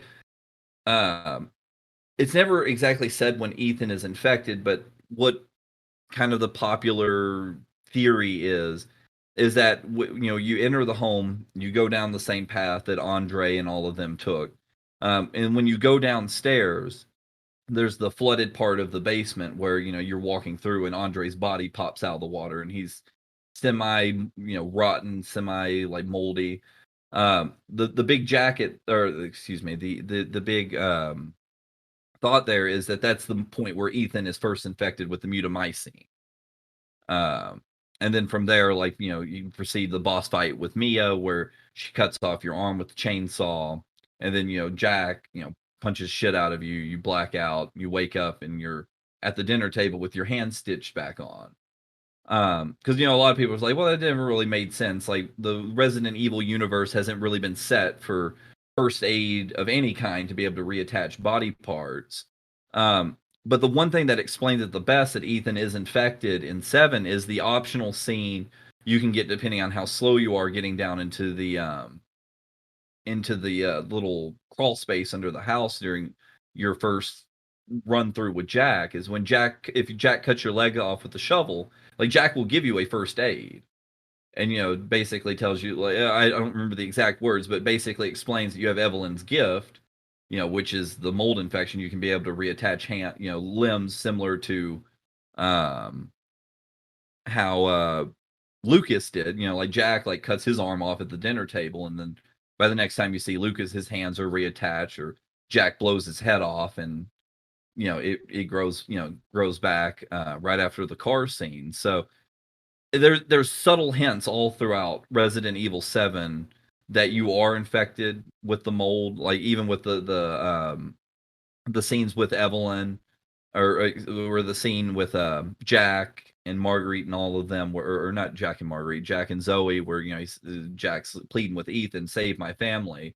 That kind of, in hindsight, gets explained in Village a little bit, because Miranda makes a remark that the mutamycene catalogs all. Like, the mutamycene is kind of almost a hive mind.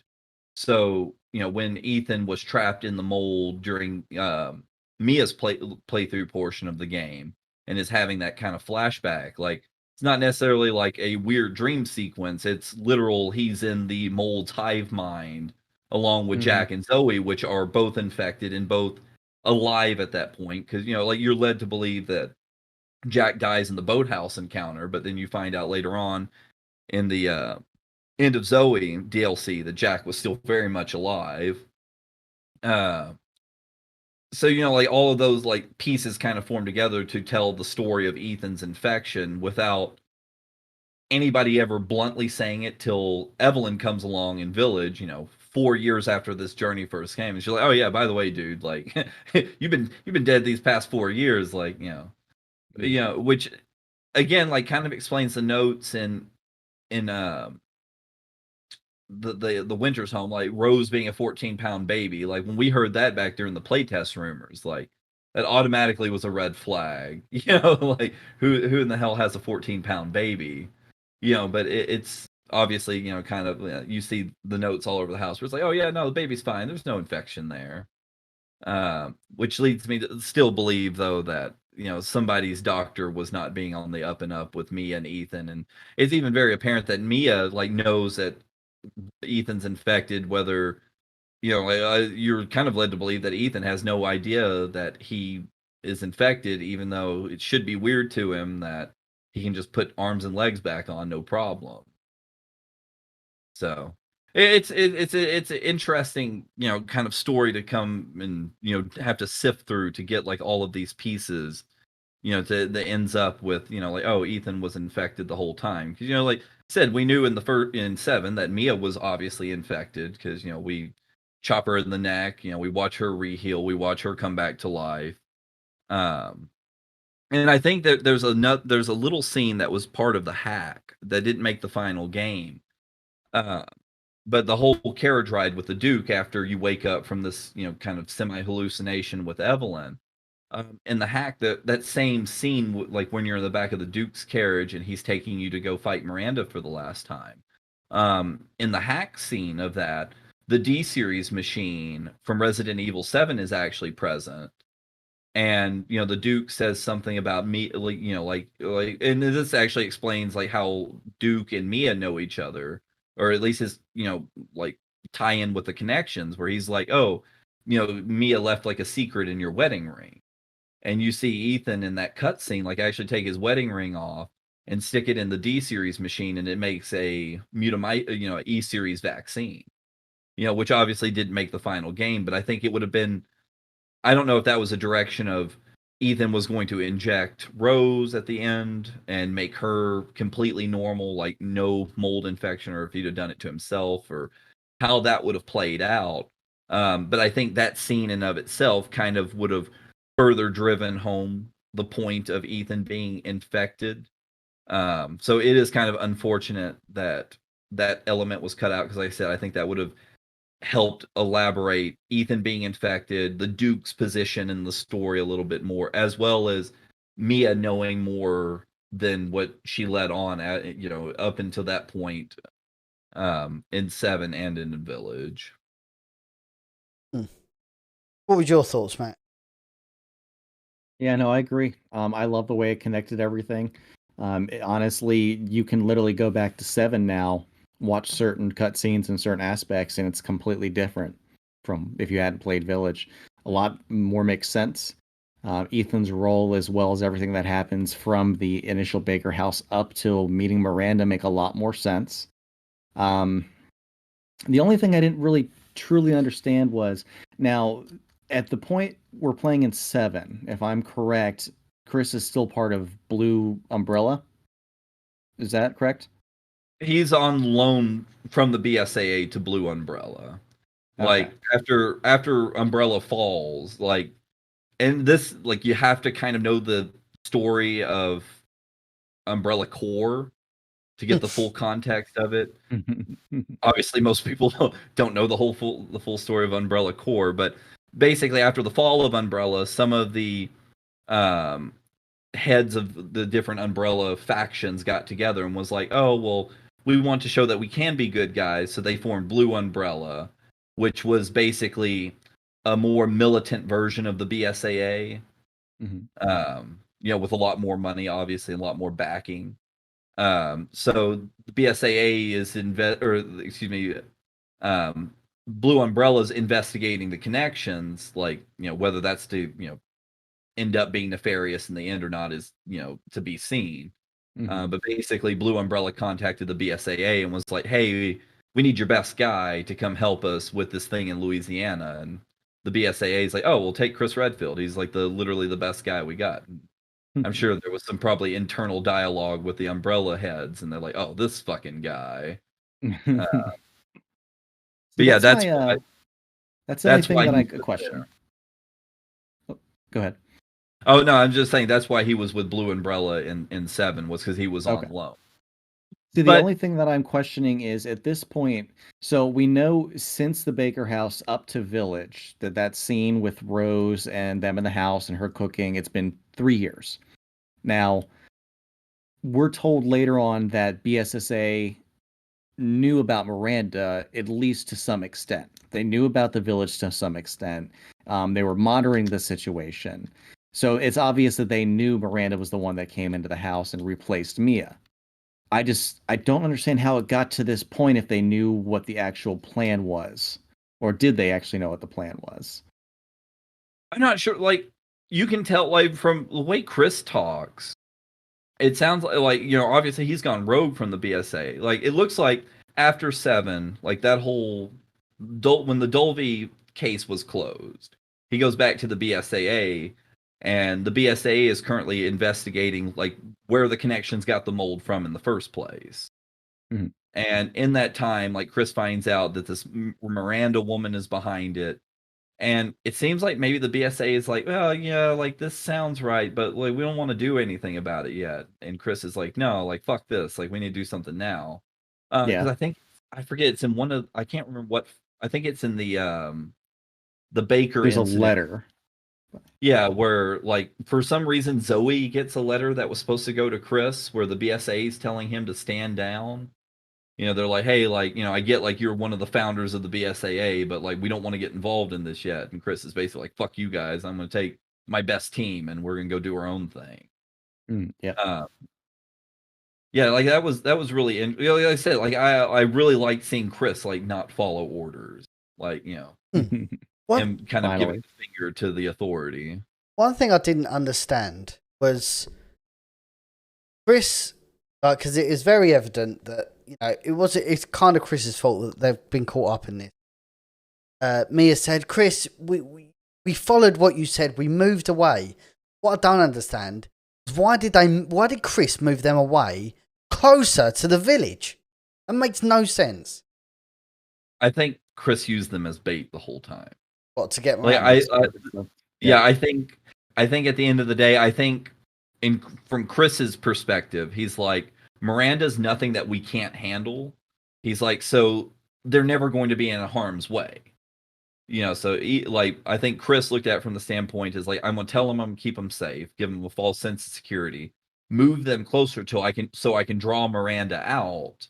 But obviously at some point that fell through because Miranda was able to, the way at least it appears that it plays out is that Miranda somehow swapped places with Mia at some point under Chris's nose. Like, we're not led to, like, at least the impression that I got was that until the very end, until the home invasion sequence, like, I don't think Chris actually realized until later that Miranda had replaced Mia with herself. Did they fill that in? Did he explain, like, at what point he was like, "Hang on a minute, you're not Mia"? I don't think it's unless I missed something or it was something really minor. Like, I don't think so. I think it's kind of behind the scenes. Like, they've been watching over the Winters household, and they're like, okay, everything's, business as usual. Then one day they're like, wait, something's up here. I think Miranda is now, or Mia is now Miranda, and then they figured that out. But I don't think that was ever part of Chris's plan. Like, I think Chris thought that they could move the Winters there, draw Miranda out, and deal with Miranda before the Winter, like maybe even before the Winters even knew anything about it.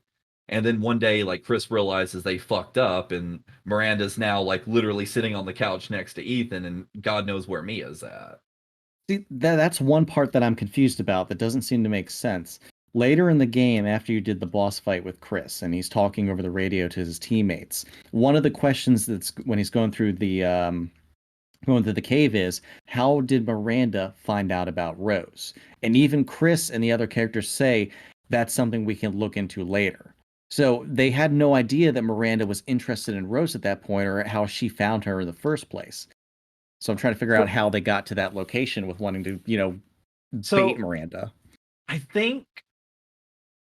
I don't know if that's more Chris lying, or like, I don't know. Like, I got the impression that Chris actually knew what was going on with that, and it just, like, hush hush kind of thing. Like, I'll tell you when it's appropriate.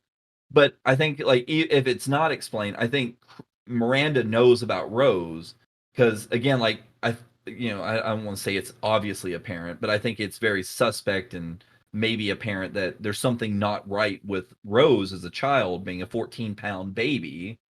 Knowing that the mutamycene is like this hive network kind of deal. Like, I think, from the second like Rose was conceived, with Ethan being infected from 7 up until this point, like, Miranda's obviously, I think, been aware of Ethan's existence this whole time. She's been kind of like, oh, like, I'll just, keep an eye on him because I know he exists. And then when it comes time, for Rose to be born, she gets like little blip in the mutamycene radar where it's like, oh wait, hold on, there's something new here. So I think like Miranda immediately knew when Rose was, conceived or born. Like, at some point of, early on in Rose's infancy or birth or whatever, like, Miranda became aware that Rose existed and became her next target. And I honestly believe, like, Chris knew. Like, that she could have done that. Because at the end of the day, like I said, I just really feel like Chris used the Winters as bait to draw Miranda out.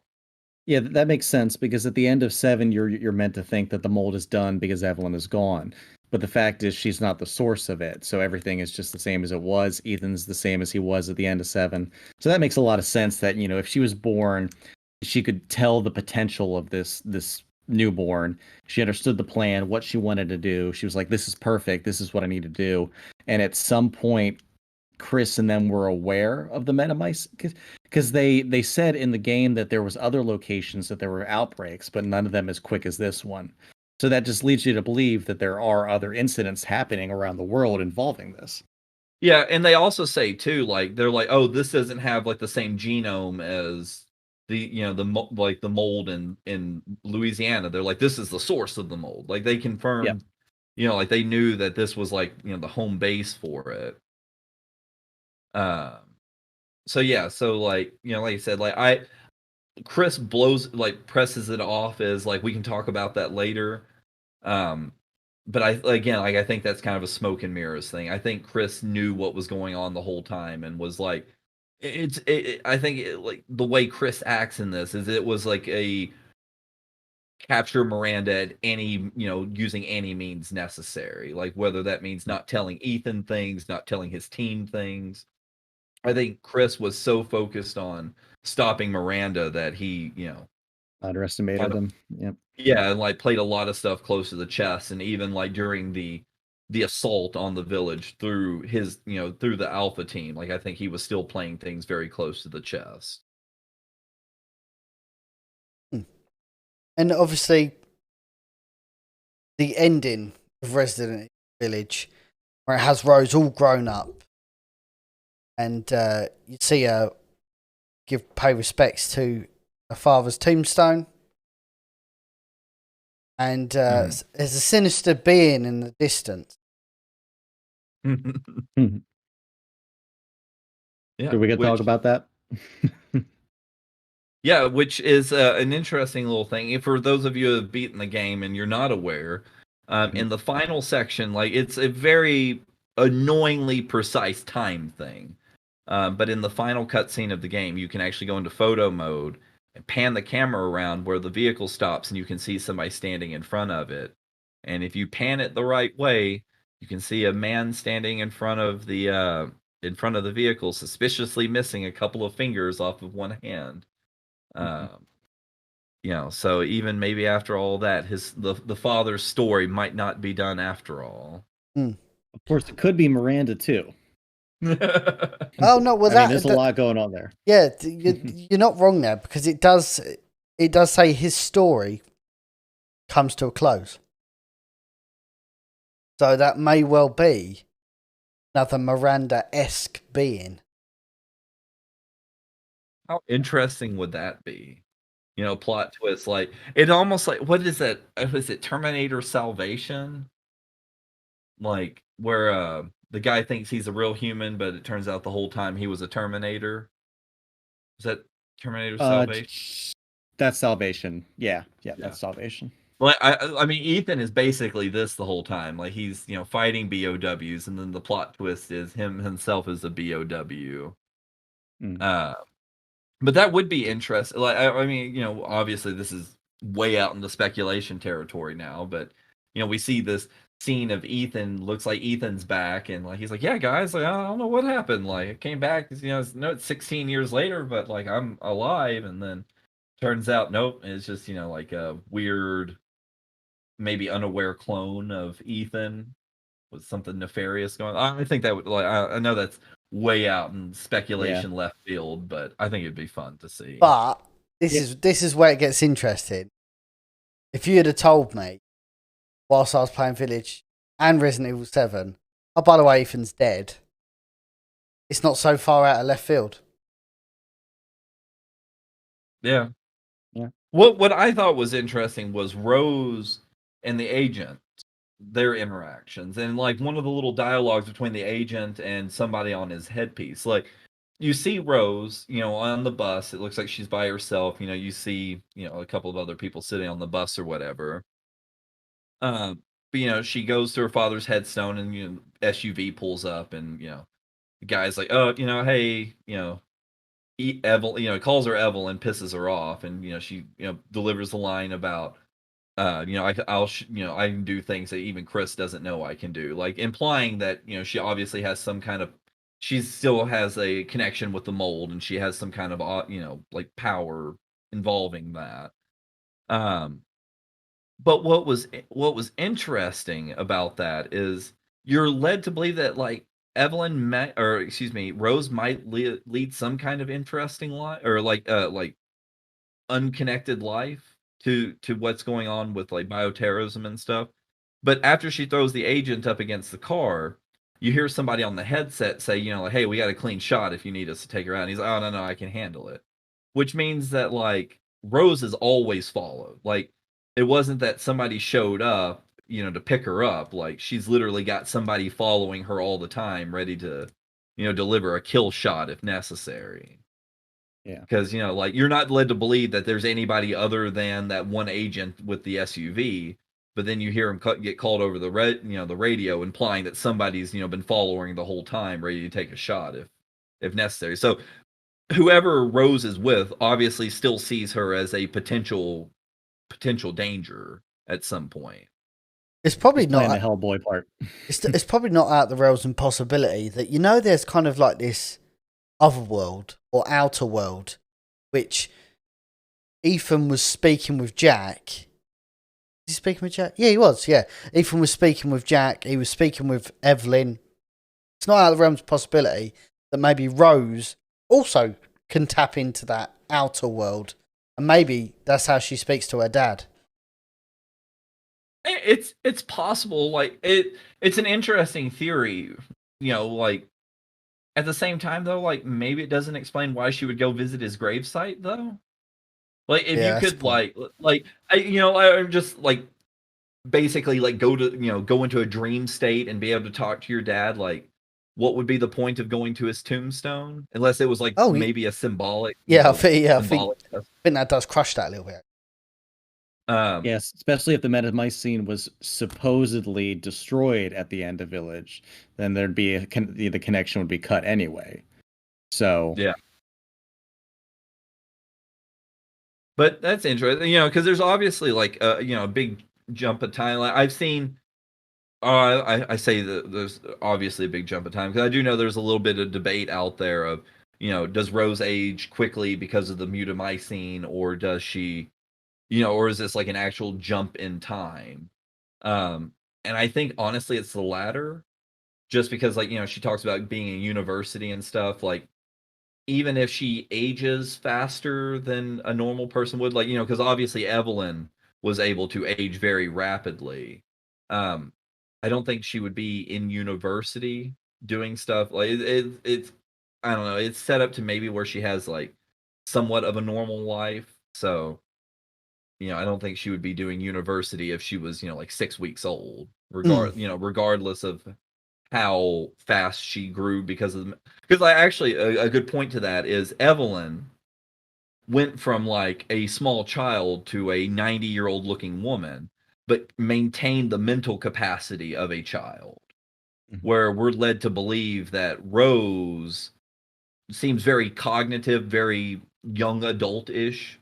Like, it seems apparently just because Evelyn aged rapidly but stayed a child mentally, where Rose seems way more put together as a person. Definitely like acts appropriate for her age range. So I think there's like an actual like legitimate time jump between the end of Village and the epilogue.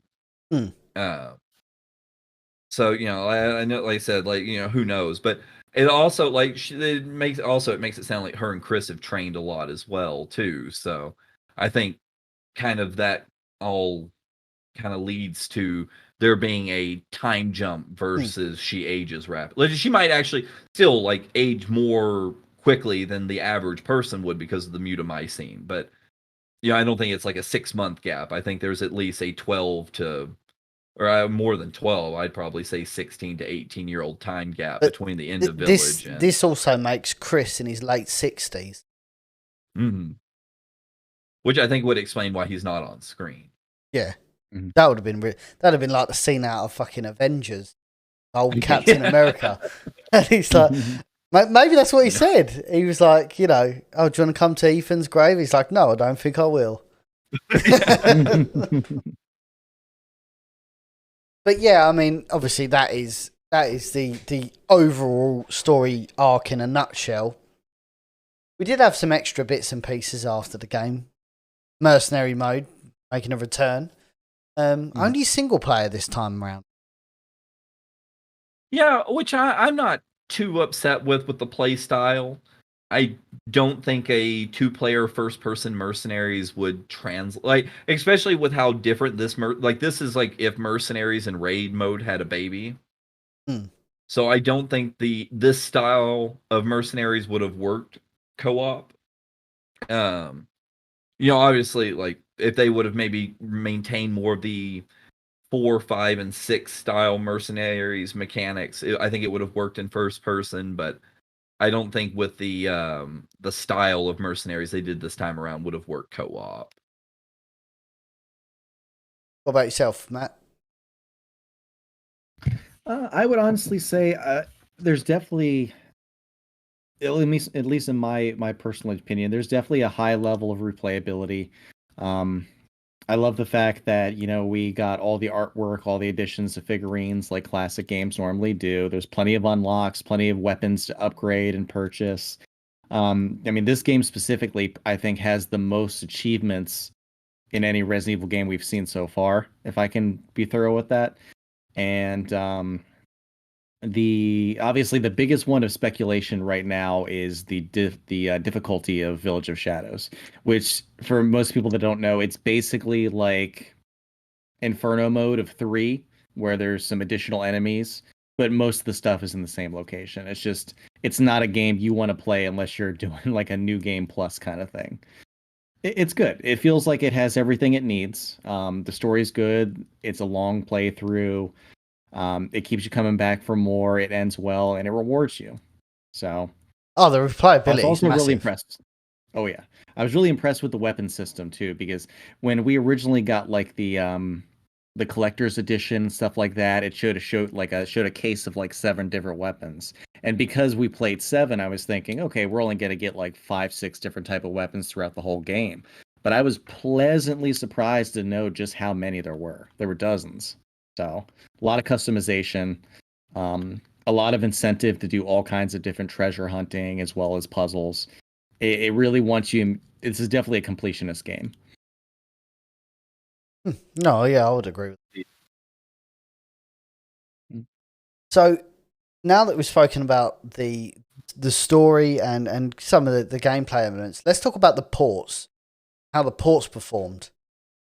Obviously, I spent my time playing the Series S version of Resident Evil Village, which performs extremely well. I had no problems with frame rate. Held a solid frame rate the entire way through. And yeah, and what was really cool actually, and again this is new to next gen, is that I turned my Series S off on like the Friday, and then I come back to finish the game on the Sunday, and I literally just pressed the power button, zoomed straight into the game, no saves, nothing like that, seamless, and it worked like the gameplay was seamless. There was no loading times at all, really, from what I remember. Really fluid and seamless experience. £250 console. What about you, Jesse? What was your experiences? What port did you play? For my first couple of playthroughs, I played the Steam port of the game. Running a higher end graphics card, i7 processor. So I thought the game looked just absolutely fantastic. And the special thing was I've been playing the Google Stadia port of it, which I've had a lot of issues with. Like for whatever reason, like the game just runs or not runs, but looks like garbage on my PC. But have a lot better experience on TVs in my house with it. But running it on the TV in my living room, which is a 4K 60 FPS display, the game looks gorgeous on Google Stadia, which I was really surprised by. Uses if you have a metered internet connection, like I obviously recommend to stay away from Stadia because it just chews through data because you're streaming the game like you would a YouTube video.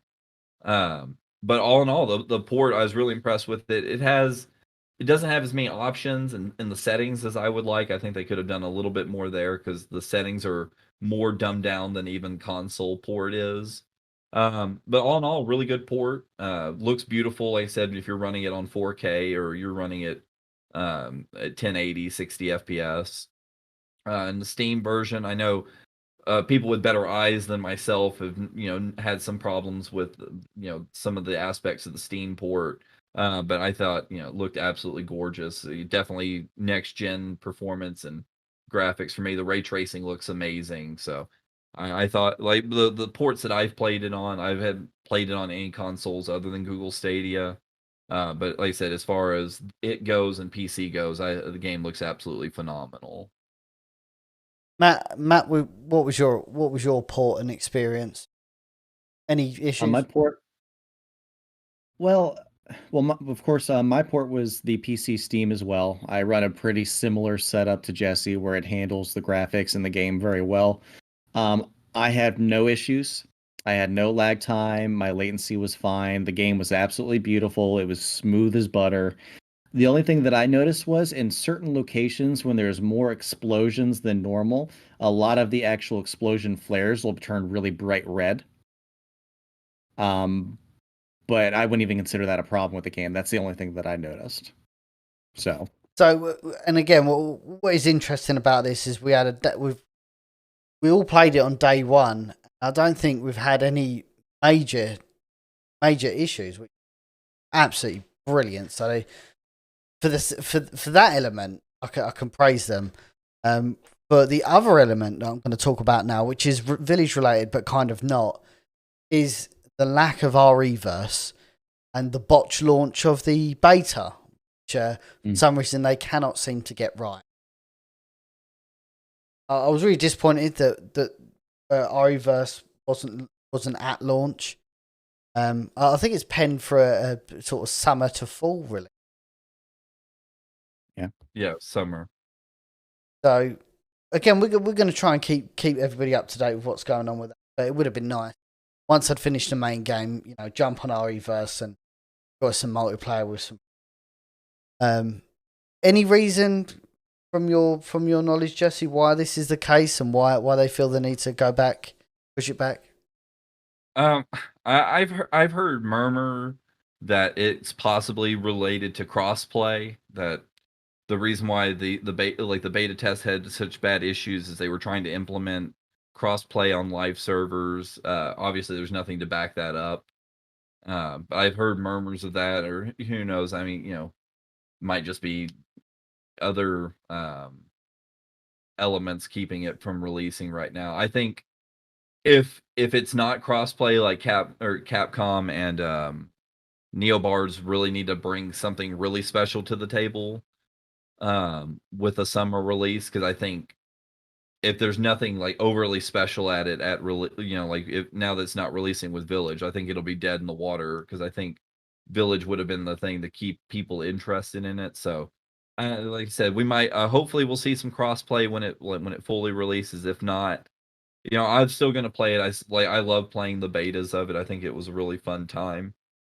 But I think Capcom if like I said, if there's nothing special come summertime, I think we're gonna see another Resistance kind of launch for this, where it doesn't fare too well. I'm just going to come outright and say it. If the game is not crossplay, it will be dead on arrival. I think in 2021, there's no reason.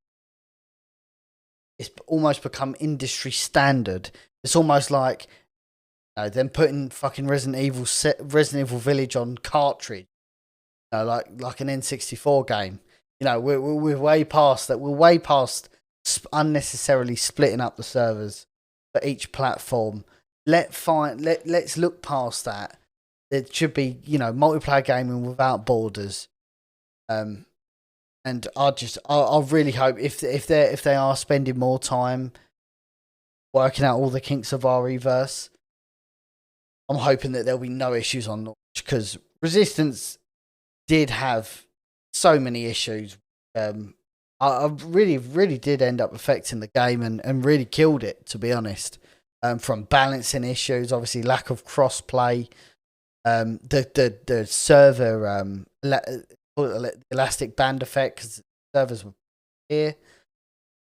Oh, it's just absolutely insane at some point. So I'm really hoping they get it right with it. Did you manage to play REverse? I played for a very small portion. I think I actually did maybe like a handful of rounds. Most of my time was spent watching other people enjoy it and people getting to use it. But also, the game was down for maintenance quite often.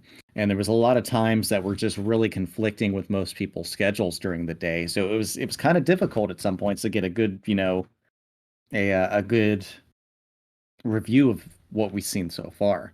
Because what we've noticed, or at least what I've been told, is there was nothing that was added new from the original beta up to the one that we had gotten a couple of weeks ago.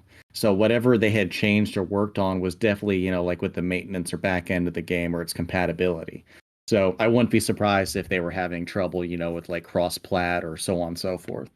But from the portions that I did play, I did enjoy it. It's fast-paced. It's fun. I think it'll be a really enjoyable game once you can actually get in a lobby and start a team with people that you know. But at the same time, that has me really worried about if it'll be successful now that it's not releasing without Village. So we'll just have to see. Hopefully they'll throw more effort into it now that it's its own singular thing. But that's a lot to ask. Well, I think regardless, it'll still be a fun little wind down game. Yeah. We'll throw plenty of time at it. Thank you to everyone who's tuned in today for this episode of the podcast. Again, the game was absolutely fantastic. Resident Evil. Yeah, keep up to date. Hopefully, we'll get some DLC later on in the year, but we remain hopeful. In the meantime, smash out all of them additional modes, get everything unlocked, get the platinum trophy if you're on PS5, and yeah, another fantastic Capcom release. Well done. Absolutely. Absolutely. Take it easy, everyone. Look after yourselves. We'll be with you. We'll be with you some more streaming very shortly. Bye, everybody.